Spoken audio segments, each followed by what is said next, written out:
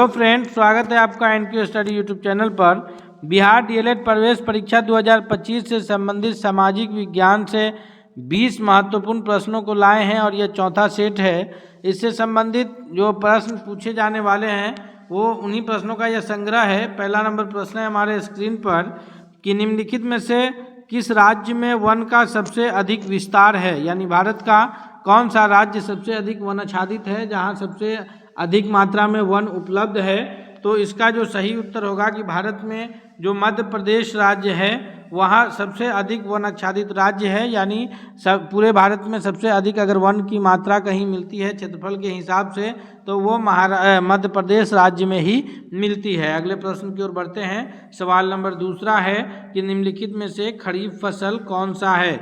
गेहूं, सरसों, चावल, मटर। तो ध्यान दीजिए, ऊपर का दोनों और मटर ये तीनों जो है यह रब्बी फसल है। कौन सी फसल है? ये रब्बी फसल है। रब्बी फसल की पहचान क्या है? तो रब्बी फसल जो है वह हमेशा ये अक्टूबर नवंबर में बोए जाते हैं तथा मार्च अप्रैल में ये फसल काटे जाते हैं। तो गेहूं की कटाई अप्रैल में होती है, उसी प्रकार सरसों भी जो है मार्च या अप्रैल में ये होते हैं, और इन सारे फसलों की बुआई जो है यह अक्टूबर नवंबर के महीनों में होती है। वहीं खरीफ फसल उसे कहते हैं जो मई जून में बोया जाए और फिर जाकर के अक्टूबर नवंबर में उन फसल को काटा जाए। जैसे धान है, उसके बाद मक्का है, ज्वार है, ये सारे फसल जो है ये खरीफ में आएंगे। तो चावल जो है यह खरीफ फसल का उदाहरण है, बाकी सभी जो है वो रबी फसल का उदाहरण है। अगले प्रश्न की ओर बढ़ते हैं। सवाल नंबर तीसरा है हमारे स्क्रीन पर। तीसरा नंबर सवाल है, कह रहा है कि कहवा यानी कॉफ़ी का सबसे अधिक उत्पादन किस राज्य में होता है? जी हाँ, ये कृषि से संबंधित महत्वपूर्ण प्रश्न है कि कहवा का उत्पादन जो है सबसे अधिक जिस राज्य में होता है वो दक्षिण भारत का राज्य कर्नाटक है। और अगर चाय की बात करें तो चाय का सबसे अधिक उत्पादन जो है वो असम है। कौन सा राज्य है चाय के लिए? असम जाना जाएगा, और कॉफ़ी कहवा के लिए कर्नाटक राज्य जाना जाएगा। दोस्तों, एक एक महत्वपूर्ण प्रश्नों को पूरे विश्लेषण के साथ हम आपको बताते हैं ताकि उससे संबंधित कोई किसी भी प्रकार का कोई प्रश्न आए तो वो आपसे नहीं छूटे। इसलिए आपसे रिक्वेस्ट है कि यदि आप हमारे चैनल पर नए हैं, अब तक चैनल को सब्सक्राइब नहीं किया है, तो प्लीज़ चैनल को सब्सक्राइब करते हुए बेल आइकन को दबा लीजिए ताकि कोई भी अपडेट्स आएगा तो सबसे पहले आप तक पहुँचेगा। साथ ही साथ अगर वीडियो पसंद आएगा तो दोस्तों के बीच जरूर शेयर कीजिएगा। सवाल चौथा है कि महाराष्ट्र किस फसल की खेती के लिए प्रसिद्ध है?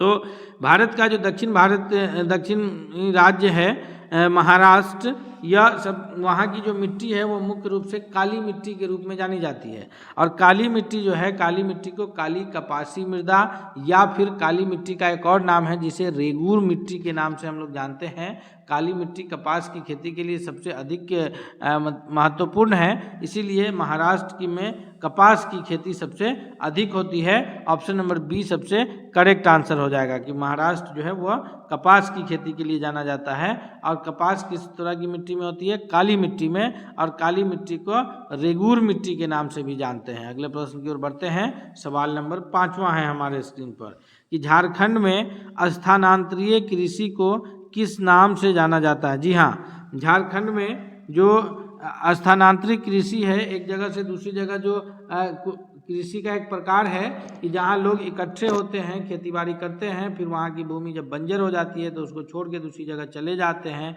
फिर वहाँ की जगहों को सफाई करते हैं, फिर वहाँ की मिट्टी को कोर करके खेतीबाड़ी का कार्य करते हैं। और इस प्रकार यह ग्रोह जो है कार्य खेती इस प्रकार करता रहता है। इसको स्थानांतरीय कृषि के नाम से जानते हैं। झारखंड में इसे पोडू के नाम से जाना जाता है। ऑप्शन बी सबसे करेक्ट आंसर है। सवाल नंबर 6 है कि सीमेंट उद्योग का सबसे प्रमुख कच्चा माल क्या है?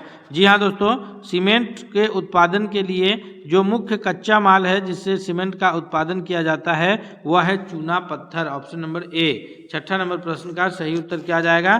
6 नंबर प्रश्न का सही उत्तर ऑप्शन नंबर ए जाना जाएगा कि चूना पत्थर जो है वह सीमेंट उत्पादन के लिए सबसे कच्चा माल के रूप में प्रमुख है। सवाल नंबर 7 है कि इनमें से कौन अधात्विक खनिज है, यानी इनमें से किसमें धातु का अंश नहीं पाया जाता है? धातु किसको कहते हैं? तो धातु कहते हैं जो ऊष्मा और विद्युत का सुचालक हो।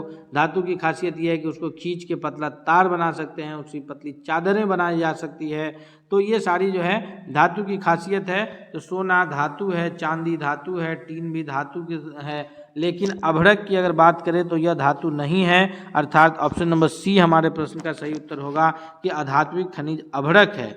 अभ्रक का इस्तेमाल जो है वह विद्युत आयरन में या फिर वो इंसुलेटर की तरह किया जाता है, जैसे हीटर वगैरह में भी अभ्रक का इस्तेमाल किया जाता है, क्योंकि यह विद्युत का कुचालक होता है। इसी वजह से जो है ये उन सारी जगहों पर लगाया जाता है जहां से विद्युत का प्रवाह रोका जाए। तो ये अधात्विक खनिज है अभ्रक। अगले प्रश्न की ओर बढ़ते हैं। सवाल नंबर 8 है कि भारत का प्रथम तेल शोधक कारखाना कहाँ स्थित है? हाँ, भारत का जो प्रथम तेल शोधक कारखाना है यह मुख्य रूप से कहाँ स्थित है? तो यह डिगबोई में स्थित है, असम के डिगबोई में स्थित है। और बिहार का तेल शोधक कारखाना कहाँ स्थित है? तो वह बरौनी में स्थित है, जो कि बेगूसराय जिले में पड़ता है।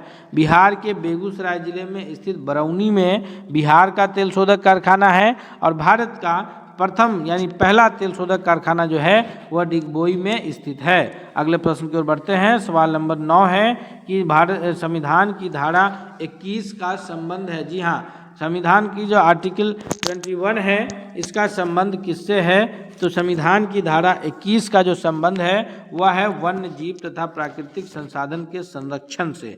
किससे है? वन्य जीव और प्राकृतिक संसाधन के संरक्षण से, यानी ऑप्शन ए करेक्ट आंसर होगा। नेक्स्ट प्रश्न की ओर बढ़ते हैं। सवाल नंबर 10 है कि भारत में कहाँ औरतों के लिए आरक्षण की व्यवस्था है?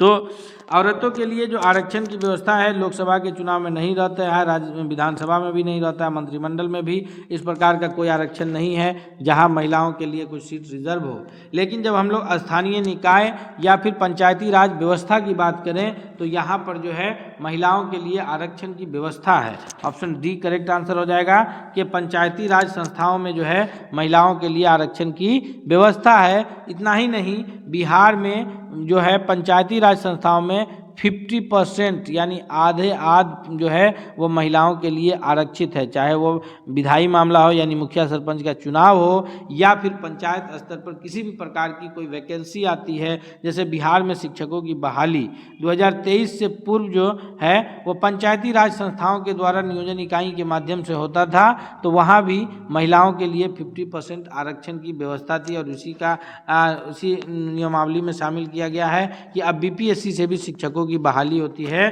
तो वहां 50% सीट महिलाओं के लिए रिजर्व रखा गया है। अगले प्रश्न की ओर बढ़ते हैं। सवाल नंबर 11। दोस्तों 10 प्रश्नों को हम लोग अब तक कवर किए हैं। इस 10 प्रश्न में से जो भी प्रश्न बनेंगे आपसे नहीं छूटेंगे, इसलिए आपसे रिक्वेस्ट है कि यदि आप हमारे चैनल पर अब तक नए हैं, सब्सक्राइब नहीं किया है तो प्लीज़ चैनल को सब्सक्राइब जरूर कर लीजिए, साथ ही साथ बेल आइकन को दबाइए ताकि सबसे पहले अपडेट्स आप तक पहुँचे। सवाल 11 है कि भारत में संविधान सभा का गठन कब हुआ था? तो हम लोग इससे पहले भी कई बार ऐसे प्रश्नों पर चर्चा किए हैं कि 1946 में, कब?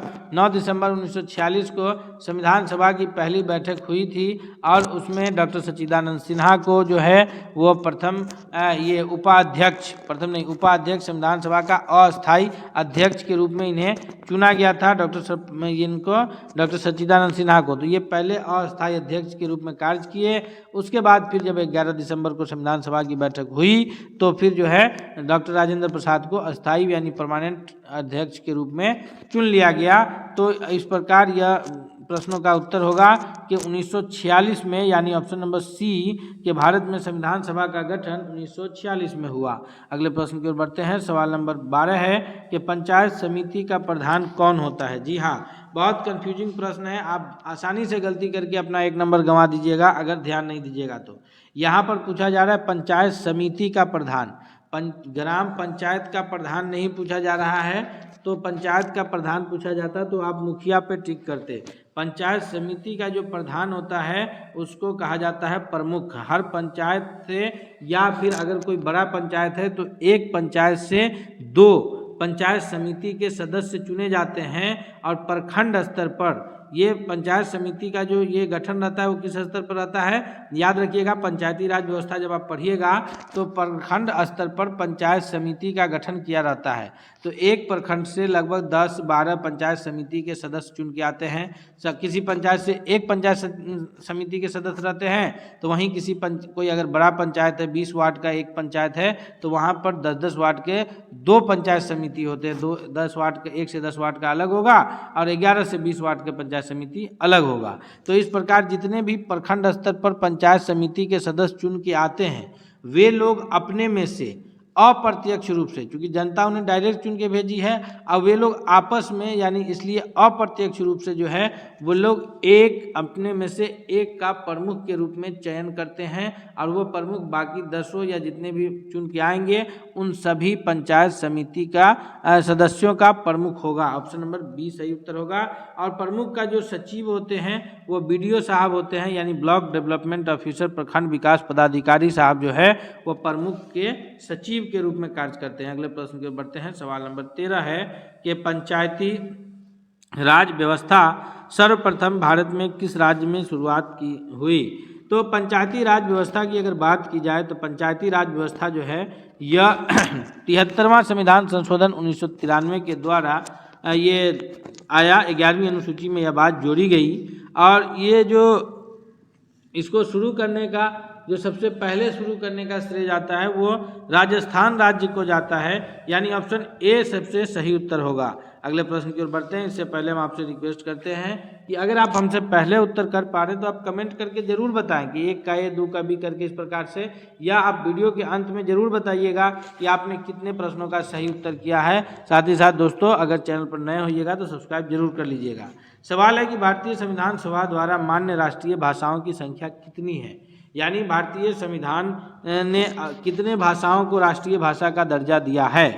तो राष्ट्रीय भाषाओं की संख्या अगर बात की जाए तो कोई एक स्पेसिफिक भाषा नहीं है, टोटल 22 भाषाओं को जो है राजभाषा के रूप में दर्जा दिया गया है और ये सभी भाषाएं अलग अलग राज्यों की राजभाषाएं हैं। उसमें हिंदी है, उर्दू है, तमिल है, मलयालम है, ये टोटल 22 भाषाएं हैं जो भारतीय संविधान के 8वीं अनुसूची में शामिल है। अगले प्रश्न की ओर बढ़ते हैं। सवाल नंबर 15 है कि बिहार की स्थानीय निकाय के चुनाव में महिलाओं के लिए आरक्षण का प्रावधान है। तो ये प्रश्नों को हम अभी पीछे आपको बताए ही हैं कि जो बिहार में स्थानीय निकाय यानी पंचायत स्तर के जो चुनाव है, पंचायती राज व्यवस्था है बिहार की, उसमें महिलाओं के लिए जो आरक्षण है वह 50% का आरक्षण है, यानी ऑप्शन डी 15वां का ऑप्शन नंबर डी सबसे सही उत्तर के रूप में आंसर जाना जाएगा। सवाल है 16 कि फ्रांस में किस शासन वंश की पुनः स्थापना वियना कांग्रेस के द्वारा हुई?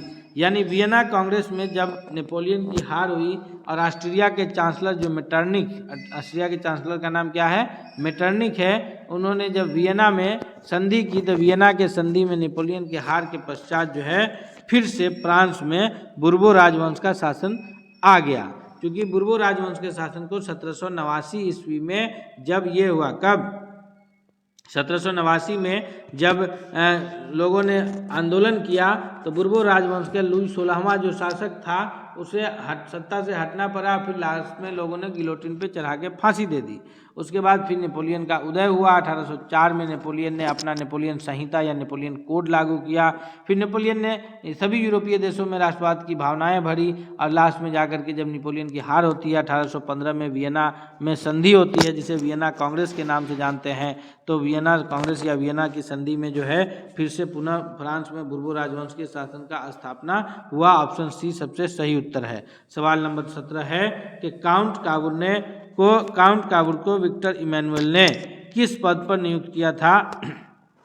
तो विक्टर इमैनुअल ने काउंट काबूर को जो है वह प्रधानमंत्री के पद पर नियुक्त किया था, यानी ऑप्शन नंबर सी 17वां का ऑप्शन सी सबसे करेक्ट आंसर होगा।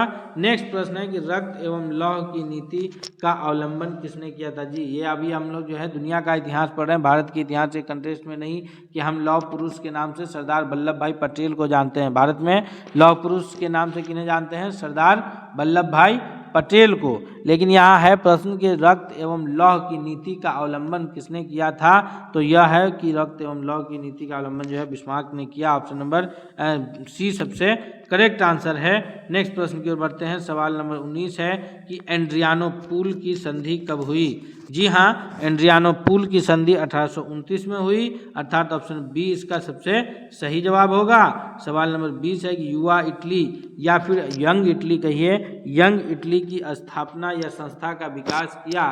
तो यंग इटली या यंग यूरोप, दोनों यंग इटली और यंग यूरोप जैसी संस्थाओं का विकास या स्थापना करने का जो श्रेय है वह मेजिनी को जाता है। ऑप्शन नंबर ए किसको जाता है, यंग इटली यंग यूरोप की स्थापना कौन किए थे, मेजिनी ने किए थे।